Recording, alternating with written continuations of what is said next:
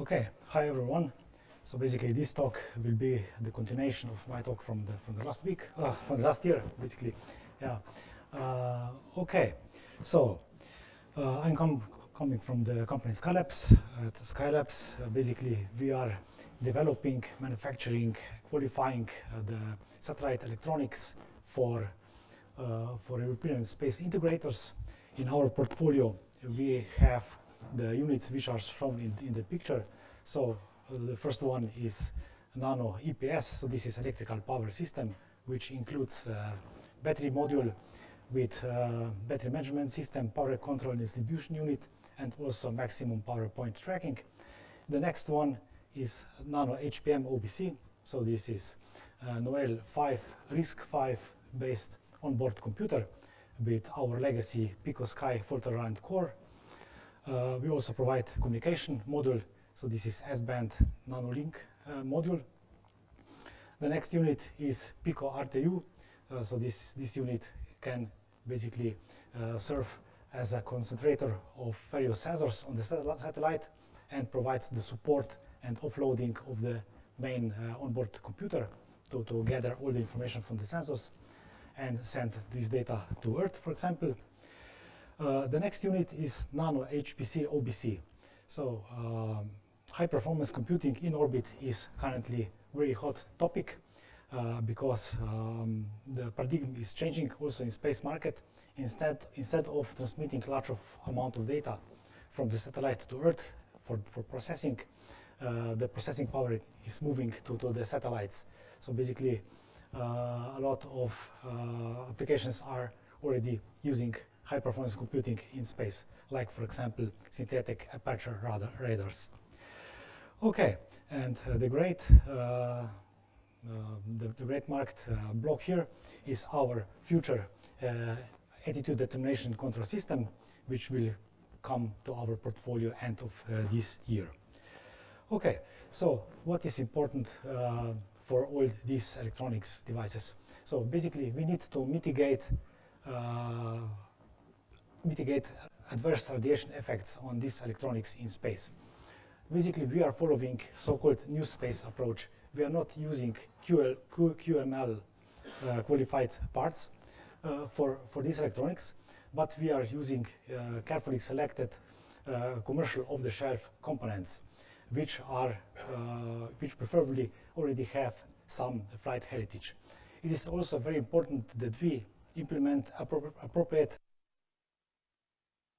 which will protect these electronic components against these adverse radiation effects. These are mainly single event effects like latch-ups, single event transients, upsets, and functional interrupts. And of course, when the electronics is then designed and manufactured, it needs to go through appropriate qualifications, including full functional electrical tests, tests in the thermal and vacuum chamber, vibration test, and so on.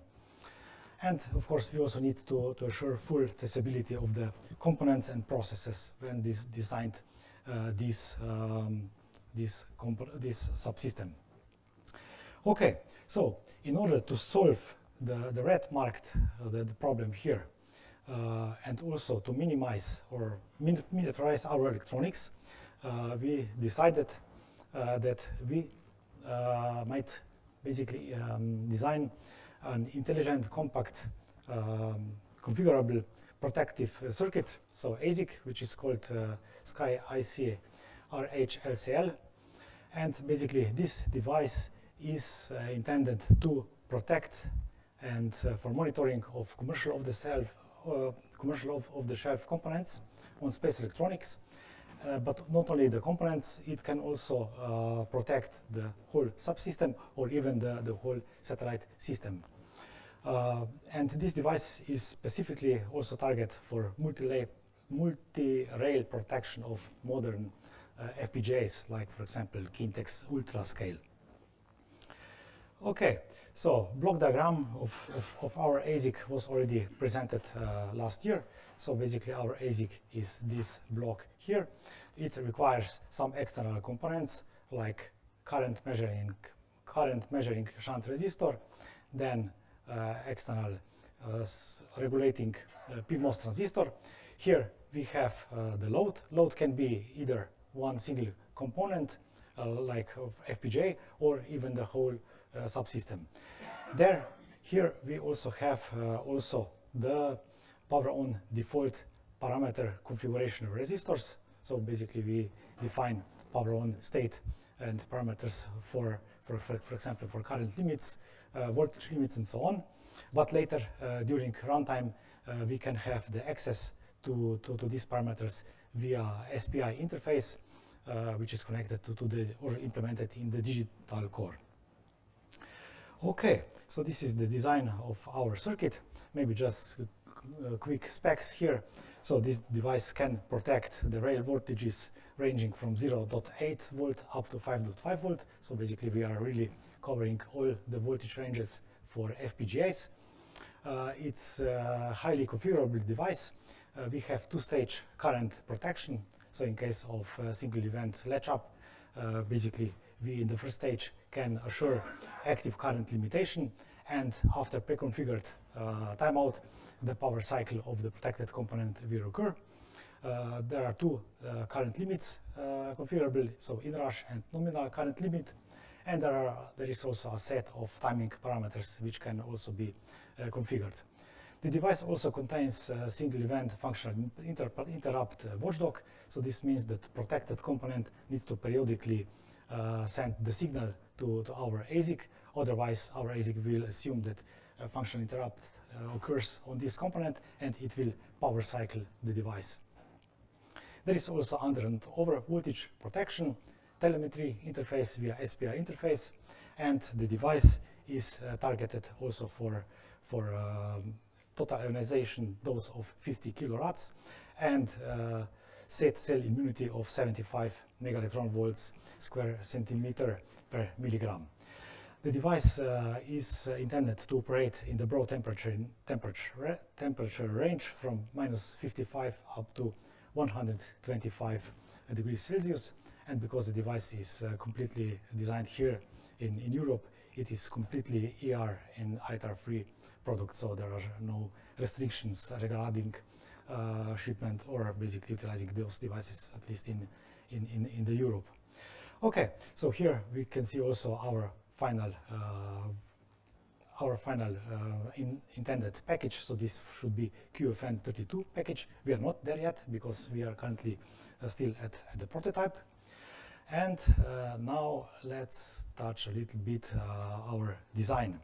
So our ASIC is mixed signal ASIC. It contains quite some analog modules like reference voltage with analog startup circuit. This is where everything starts. Then we have also voltage regulator, power on reset circuitry, oscillator, temperature sensor, current sense and regulation loop, and the sensing of input and output voltage.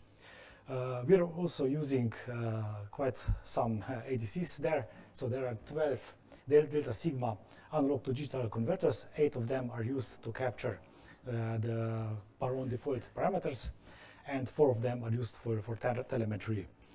And we also have 2 delta sigma digital to analog converters, which are then used to translate the current and voltage limits from the digital core and providing these control signals to analog blocks. The device is designed in 180 nanometer BCD on SOI technology, which is automotive qualified, but it already has flight heritage. The die size is 2.1 by 2.1 millimeter, so this is current size of the prototype. So we are going to basically to minimize or shrink the die size in the next iterations next iteration of the product. Currently, the pin count is 68 because we wanted to monitor as much as possible or as many as possible internal signals during the radiation campaigns. So therefore, we provided quite some analog signals on the outside pads so that the signals can be monitored, because we cannot use microprober in a radiation environment. Okay, what is specific here in the digital flow? So basically, we are using full triple modular redundancy of the digital core, but because the commercial digital flow tools are not providing this option, we had to implement it by our own. So basically, the white blocks are showing the normal digital flow, but here between the synthesis and place and route, we are basically intercepting the netlist file, and we are implementing the triplication and clock skew mechanism here, and then we provide this triplicated netlist to the final PNR flow. Of course, before the tape out, we did extensive mixed mode post layout, parasitics extracted netlist simulations. This is just one view of one such simulation. So this is really time-consuming process. So for 1 millisecond of real-time operation, it took 1 hour to simulate. So 1 millisecond is 1 hour of the simulation time. So it's quite lengthy process. Okay, so but we managed to tape out this device in November 7, 2022, and the fab out happened on June 5 last year, and then a few weeks were still needed for packaging, and on 11th of August last year we got the first prototypes in our hand. On the same day we successfully bring it up, and yeah, here you can see some pictures. So this is our device here. So the lid here is taped because for the radiation tests we need to expose the die. So this is also the die exposed here in the package shown here, and also another picture here. And here is the micro photograph on the micro prober. So basically here you can see clearly the bonding pads and the top metal layers. These white dots here are also some of the probe pads, which are also spread across the die for micro probing. Okay, and here is also our evaluation and demo board. This board is being mainly used for our customers to present the full functionality of our device in convenient way. So basically, beside our die, we have also this small microcontroller here. So basically that we can translate the UART commands from the PC to SPI interface. And these 8 potentiometers here are used for setting the power on default parameters of our ASIC. So there are also some other circuitry here. So current sensing resistor is here, and there is also PMOS for switching and current limitation, and also bipolar junction transistor for discharge. There is also active load on this board, so basically we can have full demo done with this board. Okay, this is also a graphical application where we can see that we can basically monitor the state of all the signals. So basically, there is a video. Here we have the access to the register file via SPI interface, and we can also monitor some internal statuses of the device. Here on the bottom, we can see also the state transition through the finite state machine of our ASIC. And these two graphs are showing the first one here on the left shows basically the overcurrent detection and protection, and the diagram here the overvoltage detection and protection. Okay, so basically here how this current limitation works. The red line here is basically current limit, and the blue line, which is the current through the load, that one will never go beyond the current limit which is set. So basically our device is limiting the current, and here on the last step, basically we see that these two lines go together. So this means that we are in in the active current limitation.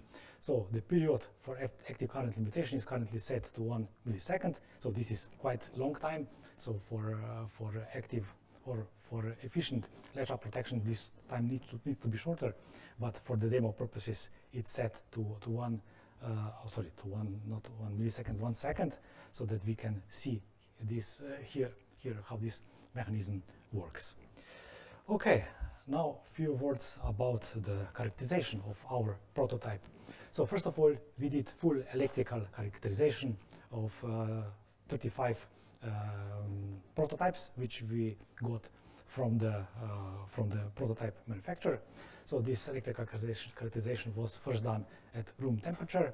Then we moved to characterization in thermal and vacuum chamber, where we did the same electrical characterization, but this time in the temperature range from -40 up to 125 degrees. Here you can see also the photo of our Skylabs internal thermal vacuum chamber, and there is also the test board put on the heating and cooling table inside the TVAC. And then we also proceeded with total ionizing dose characterization. This test was done at ESTEC laboratory, so Cobalt-60 facility of European Space Agency. So you can see the devices under test shown here on this vertical board. So we are testing 10 devices simultaneously. The top 4 devices are tested unbiased, with all pins grounded, and the 6 devices below are biased, so the full test is running on these six devices. So this test is done by ESA standards, because we need to understand what is the effect of biased and also on unbiased devices. Here is also radiation monitor, and here you can see these huge heavy lead blocks.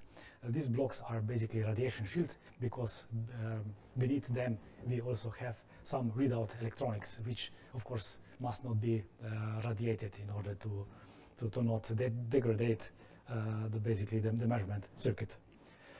Okay, so there are also some other 4 subsystems which we tested in parallel, but this test is not related to characterization of our prototypes. Okay, so what are the next steps? We will need to continue the characterization of our device also for single event effects. This will be done in heavy ion radiation facility, and we also need to understand what is the for example single event effect immunity of our device, and then we will do some design improvements. So one feature which we would like to implement is also to introduce OTP section here, so that we could get rid of these external resistors for initial power on default parameters. And one topic which we didn't touch during the initial design of the prototype, we would like also to reduce the power consumption of our ASIC, because in the first iteration we wanted to, the idea was that we solve first the concept proof, and later to improve also other aspects. Yeah, so we will then prepare the second iteration prototype for MPV, and then everything repeats. So these 3 dots means that we repeat all the steps which were shown for the first prototype. And finally, when we basically conclude with the second iteration prototype, we will also go for multi-layer mask production to get the one whole wafer of our devices, and then perform full qualification of our ASICs. And then we are ready to use them in our own electronics, or provide them to other space integrators in Europe. So this would also conclude my presentation for today.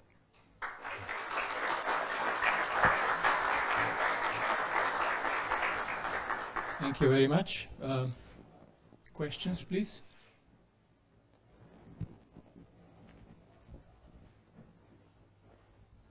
Thank you very much for your presentation. What is required to achieve the ER and ITAR regulation specs of your chips? This is basically American. These are American regulations. So basically, if the one IP, or for example, part of the design would be done in USA, then of course it will be covered by these regulations. But because the design is done in Slovenia and Europe, then of course we can put this as let's say in commercial leaflets that basically there are no limitations to send the device across Europe. And another question is, are these power supply chips limited to certain space areas like low Earth orbit, or can they be used in any space application?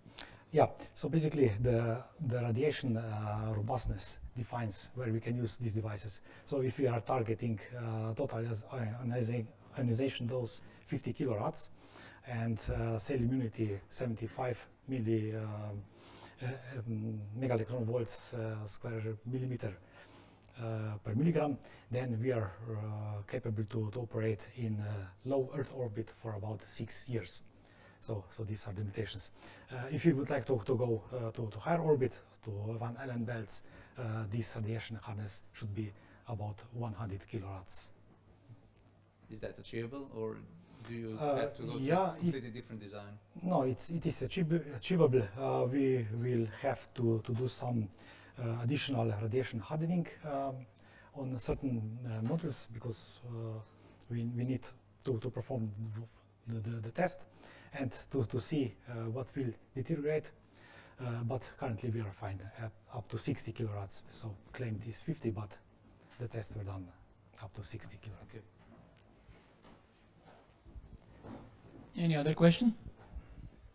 I'm interested in the OTP that you mentioned. Are there any special considerations for it to be red hard? I presume all the charge storage flashlight devices are out. And related to that, your current resistor-based initialization, do you do any trimming for that? Or is it just plus minus 20%? Yeah, so currently we are not do any trimming, because we don't have any trimming capability inside the device, but we are characterizing all these 8 analog to digital converters. So we provide analog signal from outside, then get the response on the register interface, and we are characterizing each of the channels, so that we have then Excel table, and we can see so for what wanted parameter the resistor value needs to be for this particular parameter on the channel. But the idea is that in the future we skip this step and go for OTP. OTP using polysilicon fuse is quite radiation hardened, so basically we would be safe here. A bit more testing would be needed if we go for EEPROM solution, but yeah, currently we are still considering whether to go through OTP or EEPROM, but very likely we will just use OTP.